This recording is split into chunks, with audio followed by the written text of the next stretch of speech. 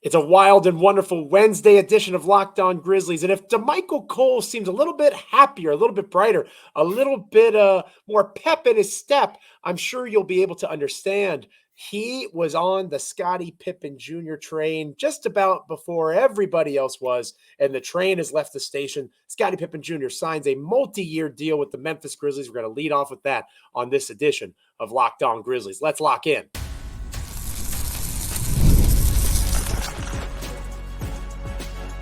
You are Locked On Grizzlies, your daily Memphis Grizzlies podcast, part of the Locked On Podcast Network, your team every day. We are coming in hot on this Wednesday edition of Locked On Grizzlies. Hot off the presses news. The Grizzlies have filled that 14th roster spot in a pretty predictable way. But in terms of production, our co-host, my co-host, Damichael Cole, the commercial appeal there in Memphis, Tennessee, was on it from just about day one. Scotty Pippen Jr. is now a member full-time of the Memphis Grizzlies organization. We'll lead off with that coming up here on Locked On Grizzlies. Today's episode is brought to you by the good folks over at Gametime. Download the Gametime app, create an account, and use the code LOCKEDONNBA for $20 off your first purchase. We are free and available wherever you get podcasts as proud members of the Locked On Podcast Network, your team each and every single day. Like, comment, rate, review, subscribe.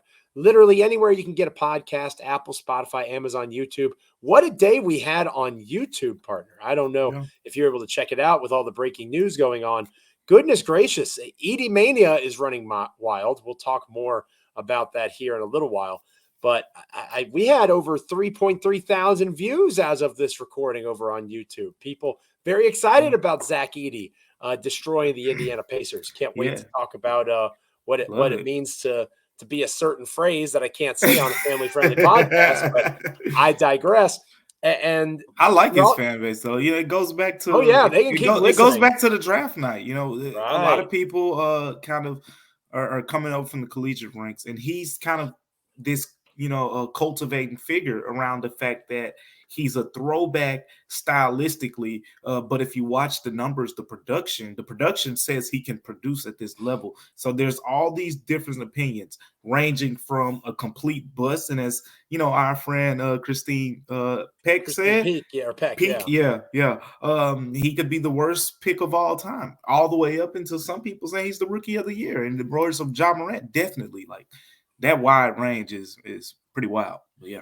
Edey-mania, it's running wild. And you represented us on the season preview episode for Locked On NBA, taking a look at the league at large. I can't wait to hear what your thoughts were in that conversation, the various teams that you were grouped with in the Western Conference preview edition of that podcast. But before we get to all of that, Scotty Pippen Jr. has signed a multi-year deal. Per team policy, the official terms have not been fully disclosed. I'm sure Shams Charania of ESPN, we haven't had a chance to say that yet. That's kind of weird still to say. Very predictable. Speaking of predictability, Shams filling in Adrian Wojnarowski's old job, and Scotty Pippen Jr. filling in Derrick Rose's old job as the backup point guard for the Memphis Grizzlies. Damichael, again, kudos to you. You were on the Scotty Pippen Jr. train for a while.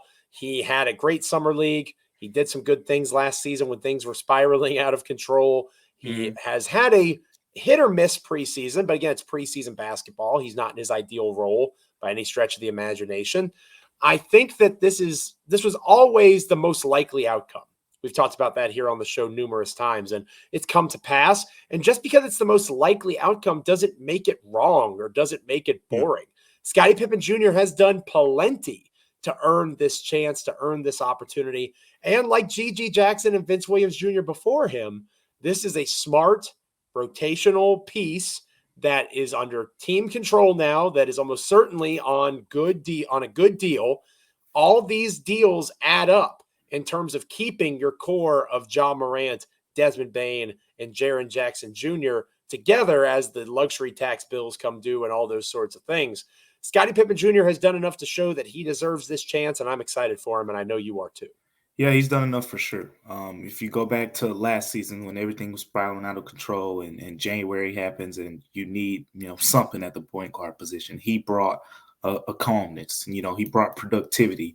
and over 12 points a game, around 5 assists, shot over 40% from 3-point range, and I believe 21 games played with the Grizzlies to close out the season. And then he carried it over into Summer League, which was very important for him.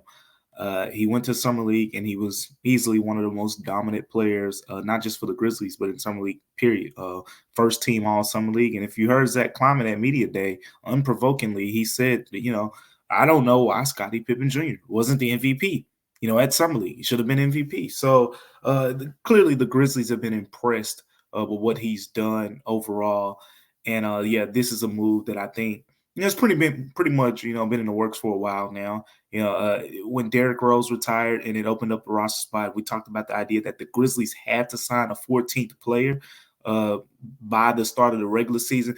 Everything was kind of aligning for it to be Scotty Pippen Jr. from the standpoint of, number one, the Grizzlies couldn't add a guaranteed contract from outside the roster in free agency. So they couldn't go sign a guy for a veteran minimum deal guaranteed or anything like that. It had to be a non-guaranteed deal.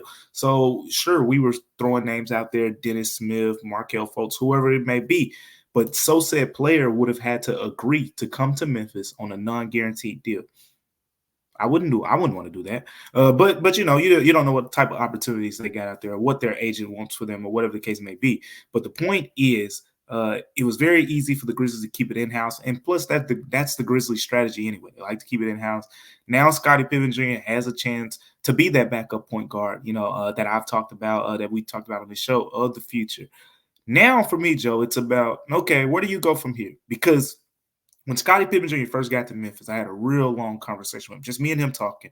And it was just him basically talking about this chip he's worn on his shoulder his whole life. And it made so much sense to me because you think, with a lot of these guys, when you're the namesake of an NBA Hall of Famer, you automatically get hyped, pubbed, like we see it with Cayenne Anthony, Bronny James, and even Marcus Jordan back in the day, Michael Jordan's son. Like when you're the namesake of these players, you get a lot of little pub or whatever. But with Scotty Pippen Jr., he had to go to Vanderbilt, and he was first team all SEC, averaging all these big numbers, and he still didn't get drafted. And I'm like, Scotty Pippen Jr.'s son didn't get drafted. He goes to the G League, South Bay Lakers. So you're playing with the G League affiliate of arguably the biggest franchise in the NBA, and he's averaging 20 points a game for the G League affiliate of the Los Angeles Lakers.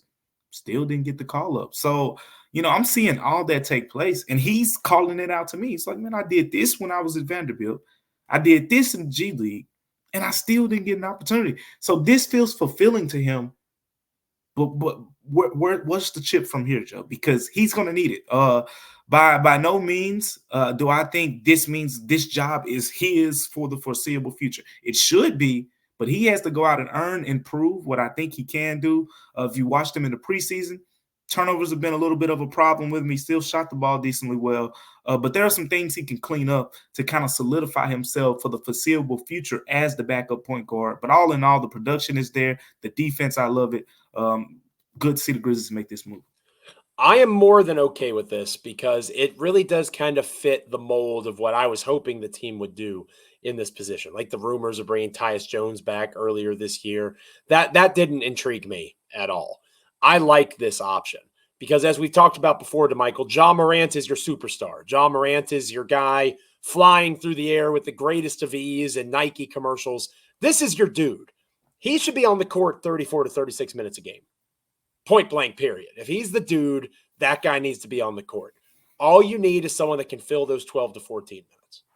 And Scotty Pippen Jr., I think, has shown that he's more than capable of that. He has to protect the basketball, but he's able to hit open shots. He's able to defend multiple positions. He's going to bring energy off the bench in that way. You've talked about the rotation before. If Ja sits the last three and the first three of the first quarter and second quarter respectively, Scotty Pippen Jr. can carry you over during those time periods while Ja is out.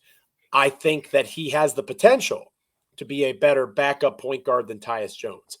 Tyus Jones, I absolutely think so. Because again, you have to remember, Tyus Jones was a substitute teacher. Tyus Jones was really good at coming in and filling the starting job. That was where Tyus Jones really was valuable for the Memphis Grizzlies. But you don't pay that guy in case something bad happens to your superstar. And he was not a good backup point guard his last year in Memphis. Check the numbers. Check the stats if you don't believe me, dear listener, dear viewer. I don't know. I'm telling you I now, hear you. I hear you. I would much rather have Scotty Pippen Jr. on his contract, not the $8 million that Tyus Jones is being paid. He's not making that anymore, right? Again, these teams are not paying Tyus Jones. They're not paying him. He just signed a veteran minimum deal to go to the Phoenix Suns. That's a great opportunity for him. Right. But I am higher on Scotty Pippen Jr. in this role, assuming that Ja Morant is able to stay on the floor. I love his defense. Much better than Tyus Jones in that. Yeah. That's where I'm with you. And that defense could potentially impact the Grizzlies to where the numbers will even out somewhere in there. But offensively, Tyus Jones gave you so much from the standpoint of pushing the pace. Guys shot better when he was on the floor. And he was, I think, part of being a great backup point guard, which was my only concern with Scotty Pippen Jr. If you listen to me over the last few months, Joe will joke about it all day long, how much I've kind of hyped up Scotty Pippen Jr., and all of my hype has been centered around the fact that he is a plug-in guy as your backup point guard. Those 16, 13, 14, whatever minutes, I trust him to come in there, pressure guys, 94 feet. The defense is tremendous. He's physical. I love him, in that role. The only question that I have, which you never had the question really with Ty, is when he steps into this, if Ja Morant, says, I woke up, my stomach was hurting today. I'm going to take this game off. And Scotty Pippen Jr. has to fill and start a lineup. What will that look like when you're playing along, the big boys, so to speak? So that's my only question. Can't wait to see how that works out. But yeah, I'm with you. You don't pay Tyus Jones $8 million a year to be that, Ja Morant's sick today, right? That's not why you give that guy that money. I like Scotty Pippen Jr. on this deal better than I would have liked what it would have cost to keep Tyus Jones in Memphis. But that's just me. Let Damichael and I know what you guys think in the comments. Hit us up on X at Damichael C for Damichael, at Joe Mullinax for me. Maybe you think I'm crazy. Maybe you're a big Tyus Jones stan. I like Scotty Pippen Jr. on this deal. I think he makes a lot of sense. And again, you invested all this time and money in Ja Morant. Time to go, Ja. This guy's a backup point guard. He's not a potential starter. You need to be the guy. That's the way I'm interpreting it. At least it makes sense to me, which, can be dangerous from time to time. On this episode of Locked On Grizzlies, we are brought to you today by FanDuel. Again, NFL fans, the season has begun, and you can get a big return on FanDuel. That is America's #1 sportsbook. Maybe you get a hunch in the middle of the game.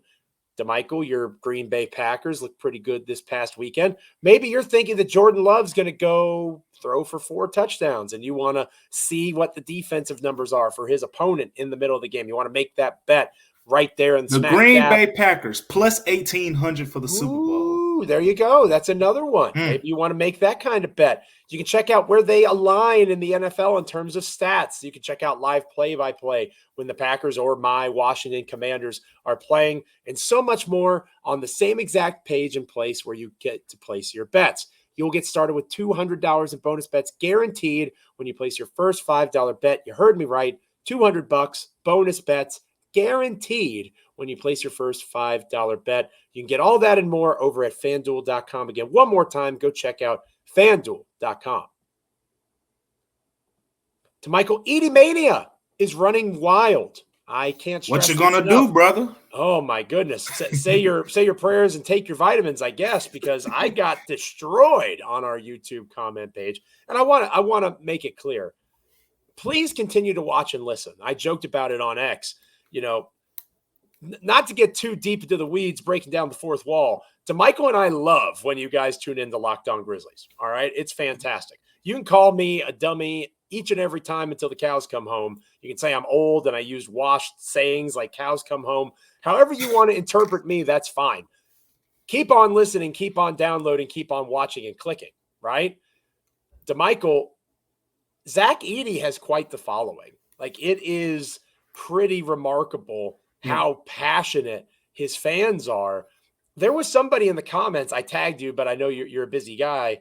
Somebody literally said that Ja, Dez, and Jaren have to get out of Edey's way. And I don't think they were being funny. There wasn't really a hint of sarcasm in this very real YouTube comment. I am all for Zach Edey being good at basketball. I think that helps the Memphis Grizzlies this year be a competitive team in the Western Conference. I know we'll talk about that more here in a moment, the season preview episode of Locked On NBA that you did. Right. But I feel like we got to rein this in a little bit, right? Because I'm the one taking the slings and arrows here. This always happens, by the way, on Locked On Grizzlies. You and I agree more than we disagree. And yet I'm the one who gets pointed at and called mean names in the comments. And everybody loves Damichael Cole.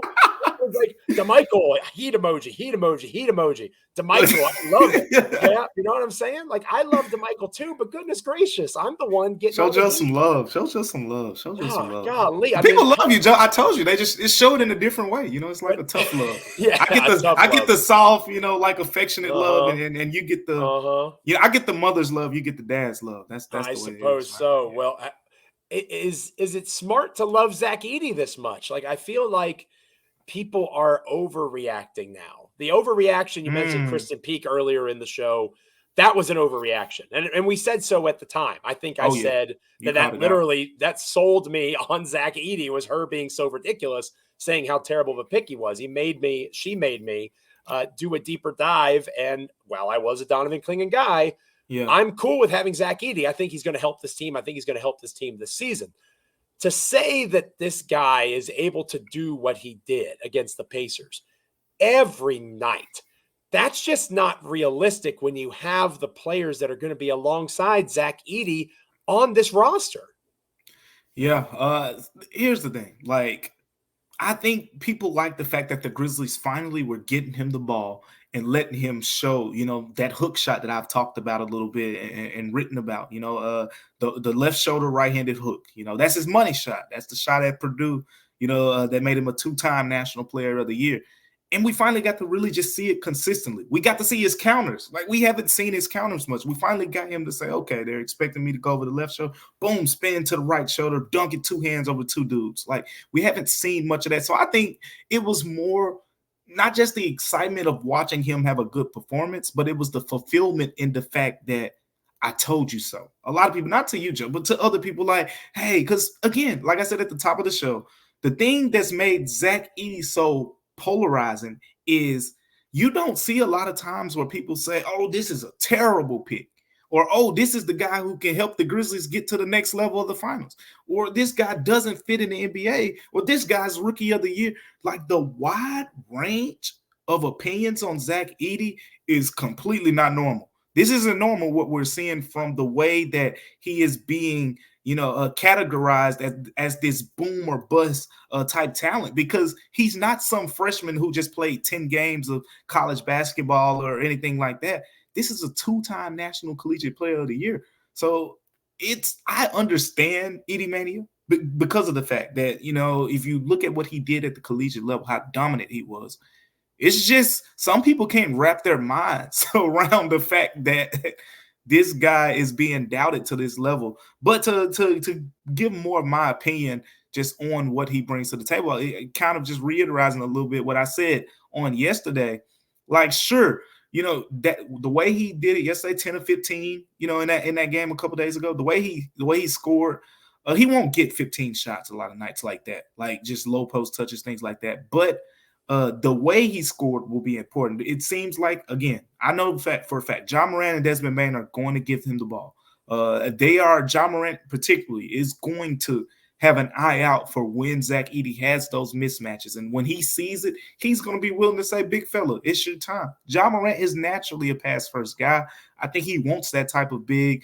That's why him and Zach Edey worked out in Dallas together and really have kind of, you know, tried to take this relationship to another level even before the season starts. So Edey-mania, you know, Joe, I'm liking it. I think it's a fun time of the year. You know, now some of it is a little bit exaggerated, but you know, that's what you expect. You know, I always tell people fan is a short for fanatic. So, you know, you just remember that.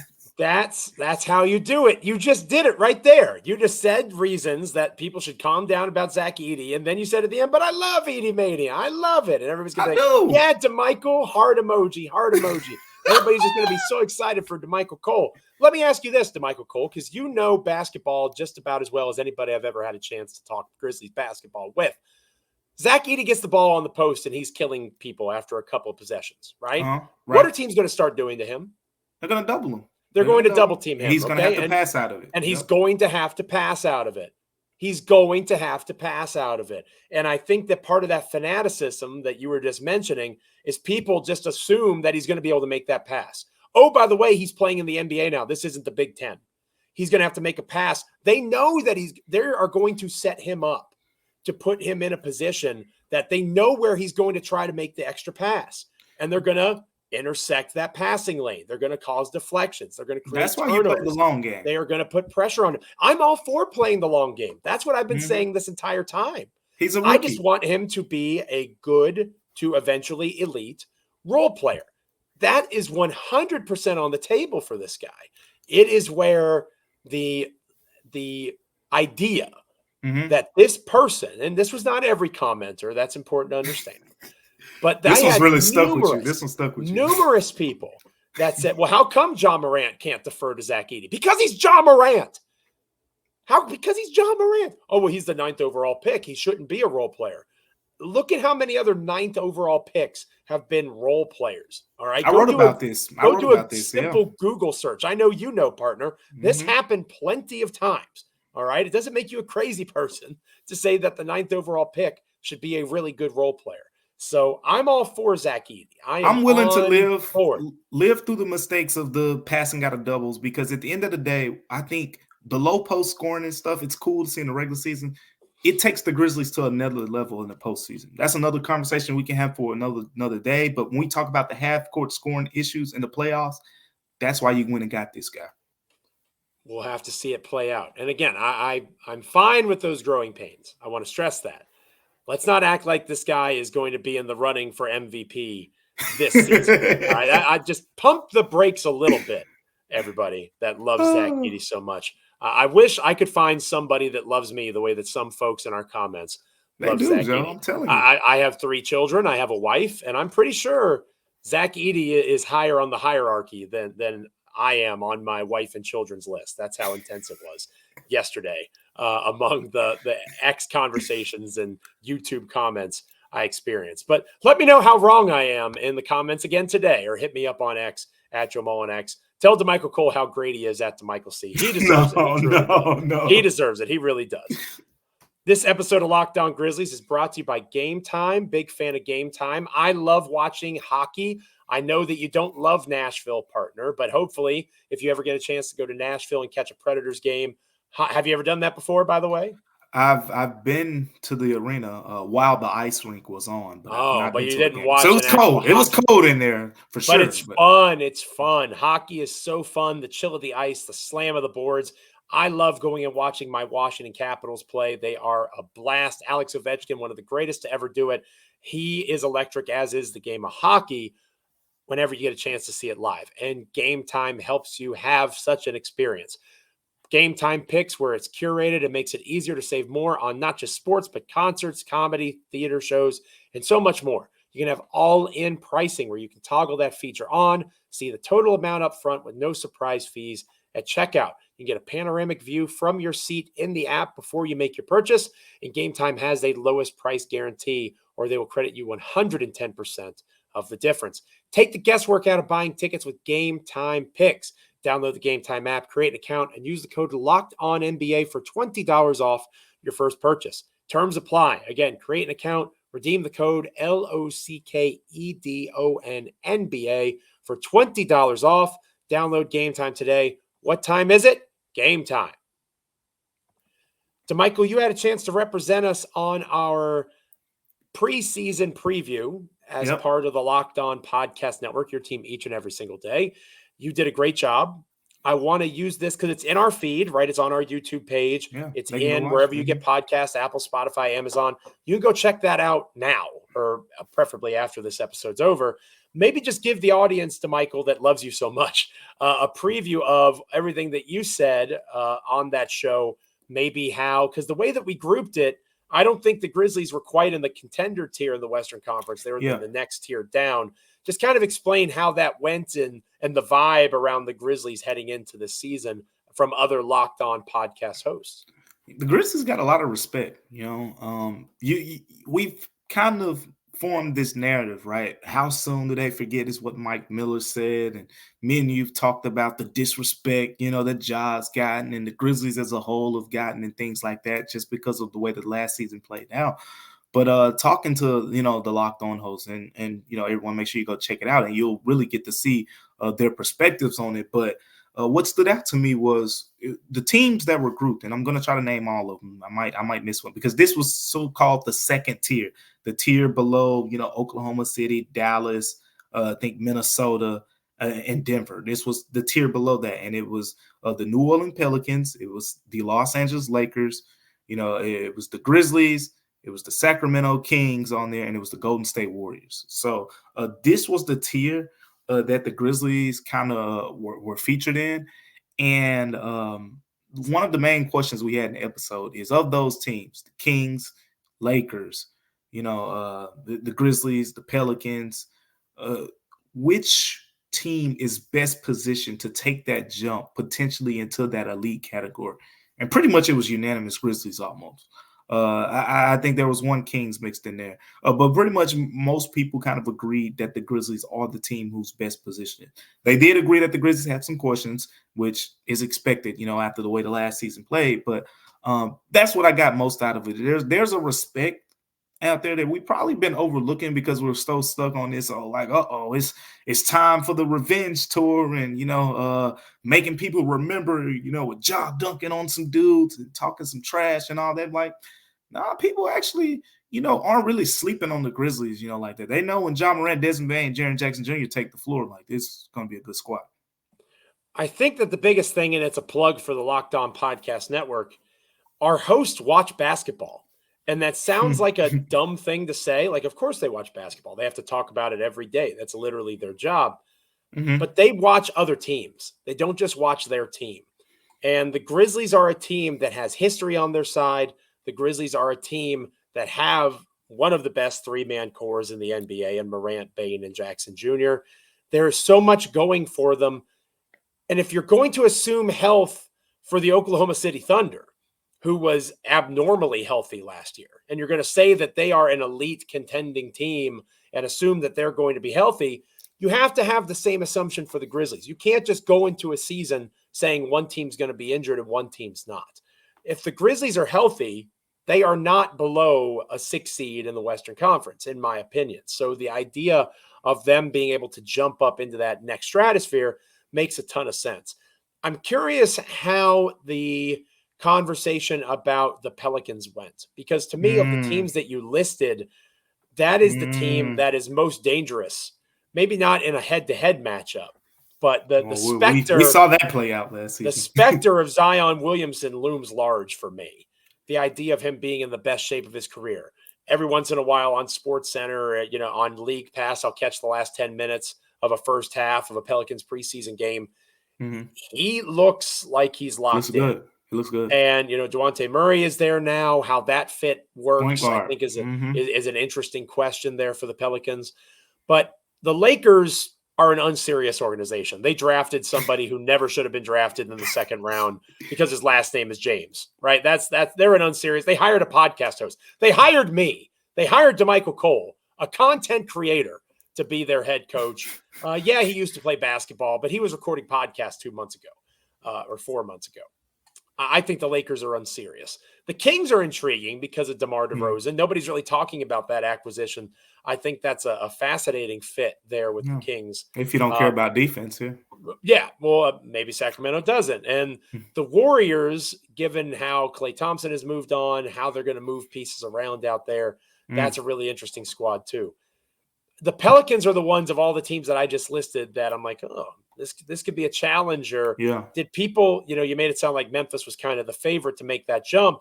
Did people take the Pelicans as seriously as I do, or was it another team that folks are kind of keeping an eye on? I think they were definitely the one who I guess you could say was second in that case. The DeJounte Murray addition, putting him at point guard and getting C.J. McCollum. People will forget he was, he never made an All-Star game, but he was a borderline All-Star playing the 2 guard, alongside of Damian Lillard in Portland for a number of years. And with New Orleans, he's having to play on the ball a little bit more, and it's different.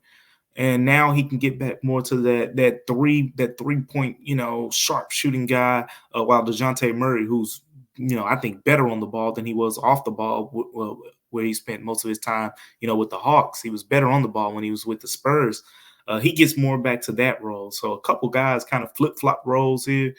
And but there's a couple questions. Of course, the center position is the big question with them. Just like the center position, in theory, has been the question with the Grizzlies. The Grizzlies just have what their answers should be, at center in Zach Edey. The Pelicans, is it Yves Missi? Is it Herb Jones? We saw the reports. Herb Jones is going to play some center. Is it you want to talk about somebody licking their chops? Zach Edey might eat poor Herb Jones alive if that is the center matchup. Big man like to eat now. He said it when he came to Memphis. He liked to eat. So Zach Kleiman talked about the idea that everybody points out how Edey's a mismatch on the defensive end. Well, someone's going to have to defend him on offense, and if it's Herb Jones, I don't think he's ready for that fire. Yeah, that is a big part of the whole Zach Edey conversation, because you have the critics who say, "Oh, he's going to get played off the floor, and I don't know if he's too slow for this and too slow for that." How many teams got a guy that's willing to guard a 7'4", 290-pound guy? And you're probably going to have to double off of, Desmond Bane, Marcus Smart, John Morant in order to, effectively slow him down. It's a fair question. So make sure you guys are checking out that episode of Locked On NBA. Really cool stuff with Damichael and the other Locked On hosts. It's good to hear that the Grizzlies have a little bit of respect. And it gives me greater respect for our podcast network, because again, our guys are watching basketball. I understand if you don't have them in that first tier, but they're definitely knocking on the door, if they're healthy, of that tier at the top of the second one that you had a chance to be a part of that conversation with. So go check that episode out once we're done here on Locked On Grizzlies. On tomorrow's episode, partner, we might have a chance to, if there's not any more news breaking or any more people yelling at me on social media or our comment section about Zach Edey, we talked about making some hot takes, some bold predictions. Maybe our next episode of the podcast would be a good fit for that. Yeah, definitely. I think the Grizzlies will be back in practice too, so we'll hear what some players got to say. But I think it's about that time of the year, right? We're getting close here. We got one more preseason game, and then we got to fire this bad boy up. Exciting times. Make sure you're sticking with us here on Locked On Grizzlies for all of that and more. And make sure you're checking out after the Locked On NBA episode with Damichael and their conversation about the Western Conference. Make sure you're checking out Locked On Fantasy Basketball with Josh Lloyd. He'll get you ready for your fantasy basketball draft. The season starts next week. Get all the information you can get from one of the very best there is talking fantasy basketball. That's Josh Lloyd with Locked On Fantasy Basketball. Check that out after you check out the Locked On NBA season preview special with Damichael talking Grizzlies basketball with some other great Locked On Podcast Network hosts. Make sure you're liking, commenting, rating, reviewing, subscribing wherever you get your podcasts. As proud members of the Locked On Podcast Network, we here at Locked On Grizzlies are your team each and every single day. YouTube, Apple, Spotify, Amazon, wherever you get a podcast, make sure you're with us each and every time an episode drops, including tomorrow. But until then, stay calm on social media and on the internet. Stay calm. Don't yell at me about Zach Edey. Edy-mania is running wild. As long as you are listening or viewing, you can yell at me all you want. I'm very easy. No, don't yell at Joe. Don't yell at Joe. Joe's good people. Joe's good people. I'm used to it now. He's good people. Shout out to Zach Edey and shout out to Scotty Pippen Jr. Congratulations. Hard work gets rewarded. I think you posted on social media. Earned, not given. And that's a good way for us to end this episode of Locked On Grizzlies. For Damichael, I'm Joe. Continue to stick around with Locked On Grizzlies as the season approaches. Until tomorrow, we'll catch you next time here on the show.